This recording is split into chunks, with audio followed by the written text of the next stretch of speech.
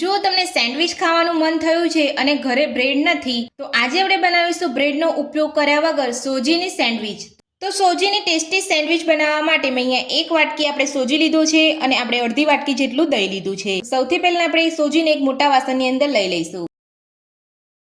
સાથે જ આપણે તેમાં દહીં ઉમેરી લઈશું. સાથે જ આપણે 1 વાટકી જેટલું પાણી ઉમેરીશું.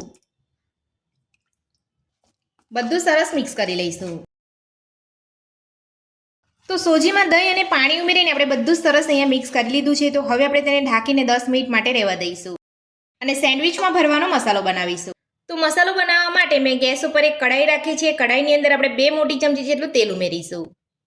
તેલને ગરમ થવા દઈશું. તો તેલ આપણું ગરમ થઈ ગયું છે. તો હવે આપણે તેની અંદર નાની અડધી ચમચી રાઈ ઉમેરીશું. સાથે નાની અડધી ચમચી જીરું ઉમેરીશું. થોડા મીઠા લીમડાના પાન ઉમેરીશું. ઝીણા સમારેલા લીલા મરચાં ઉમેરીશું. સાથે જ નાની અડધી ચમચી આદુની પેસ્ટ ઉમેરીશું. બધું સરસ મિક્સ કરી અને સાતળી લઈશું. બધું થોડું સાતળી લીધા પછી હવે આપણે તેની અંદર 2 બાફેલા બટાકાને મેશ કરીને ઉમેરી લઈશું. તો આપણે અહીંયા હાથેથી જ મેશ કરી રહ્યા છીએ. તમારે ડાયરેક્ટ મેશ કરીને ઉમેરવા હોય તો મેશ કરીને પણ લઈ શકો છો. મેશ કરેલા બાફેલા બટાકા ઉમેર્યા પછી આપણે નાની અડધી ચમચી ધાણા જીરું પાવડર ઉમેરીશું. સાથે જ નાની અડધી ચમચી લાલ મરચું ઉમેરીશું.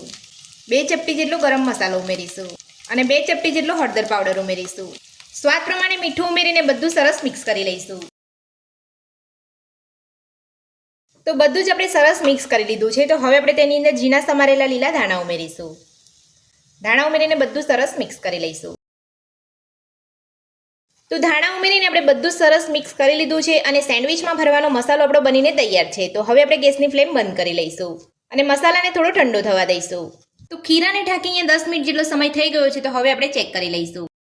તો તમે જોઈ શકો છો સોજી આપણો એકદમ સરસ રીતે ફૂલી ગયો છે. તો હવે આપણે તેની અંદર થોડું પાણી ઉમેરીશું.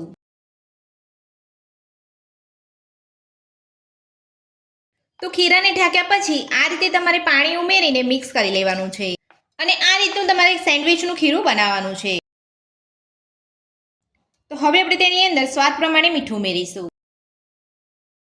મીઠું ઉમેરી લીધા પછી સાથે જ આપણે 2 ચપટી જેટલો બેકિંગ સોડા ઉમેરીશું.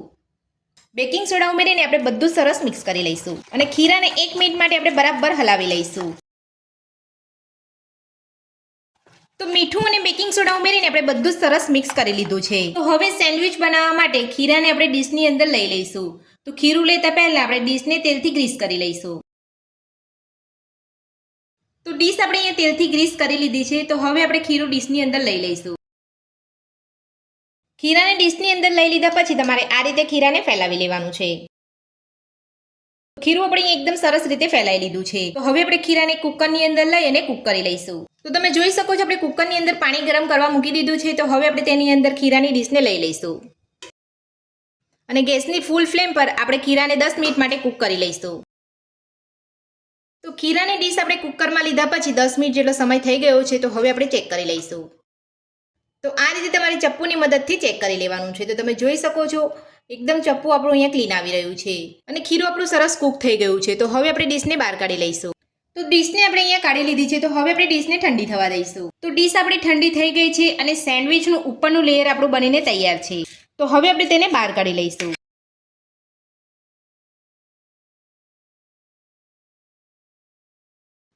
તો તમે જોઈ શકો છો એકદમ આસાનીથી આપણું લેયર બહાર નીકળી રહ્યું છે.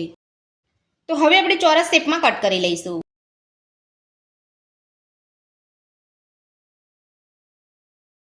તો આપણે ચોરસ શેપની અંદર કટ કરી અને સાઈડની ભાગ આપણે કાઢી લીધી છે. તો હવે આપણે ફરીથી આપણે ચોરસ શેપમાં કટ કરી લઈશું. તો આપણે અહીંયા ચોરસ આકારની અંદર આપણે કટ કરી લીધી છે. તો હવે આપણે તેને અલગ કરી લઈશું. તો ચોરસ આકારની અંદર આપણે કટ કરી લીધી છે અને તમે જોઈ શકો છો આ રીતનું સેન્ડવિચનું ઉપર અને નીચેનું લેયર બનાવવાનું છે. તો હવે આપણે સેન્ડવિચના લેયર ઉપર મસાલો લઈ લઈશું.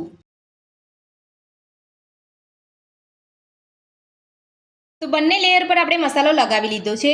તો હવે આપણે જે ખાલી લેયર છે તેનાથી આપણે મસાલાને કવર કરી લઈશું.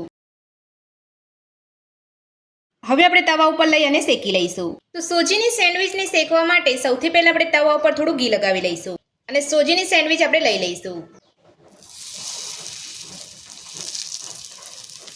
અને આ રીતે ફેરવતા જઈએ અને સોજીની સેન્ડવિચને આપણે શેકી લઈશું. તો હવે આપણે સેન્ડવિચને બીજી બાજુ પલટાવી લઈશું. તો પલટાવતા પહેલા આપણે તવા ઉપર થોડું ઘી લગાવી લઈશું. તો તમે જોઈ શકો છો એક બાજુ આપણી સેન્ડવિચ એકદમ સરસ શેકાઈ છે. તો સેન્ડવિચ આપણે પલટાવી લીધી છે. તો હવે આપણે ગેસની મીડિયમ ફ્લેમ પર બીજી બાજુ શેકાવા દઈશું. તો હવે આપણે સેન્ડવિચને બીજી બાજુ પલટાવીને ચેક કરી લઈશું. તો તમે જોઈ શકો છો બીજી બાજુ પણ આપણી સેન્ડવિચ એકદમ સરસ રીતે શેકાઈ ગઈ છે. તો આ જ રીતે આપણે બધી સેન્ડવિચને શેકી લઈશું. તો બ્રેડનો ઉપયોગ કર્યા વગર આપણી સોજીની સેન્ડવિચ બનીને તૈયાર છે અને તમે જોઈ શકો છો આપણી સેન્ડવિચ એકદમ સરસ બની છે. તો એકદમ ટેસ્ટી મસાલાથી ભરેલી આપણી સેન્ડવિચ બનીને તૈયાર છે. તો આ સેન્ડવિચ બનાવવાનું મારી આ રીતે ઘરે એકવાર જરૂરથી ટ્રાય કરજો. આ સેન્ડવિચ બનાવવાની રીત તમને મારી કેવી લાગી મને કોમેન્ટ બોક્સમાં કોમેન્ટ કરીને જરૂરથી જણાવજો. આજની રેસીપી પસંદ આવે તો વિડીયોને લાઇક કરજો, ચેનલને સબસ્ક્રાઇબ કરજો, તમારા મિત્રોને જરૂરથી શેર કરજો. Thank you.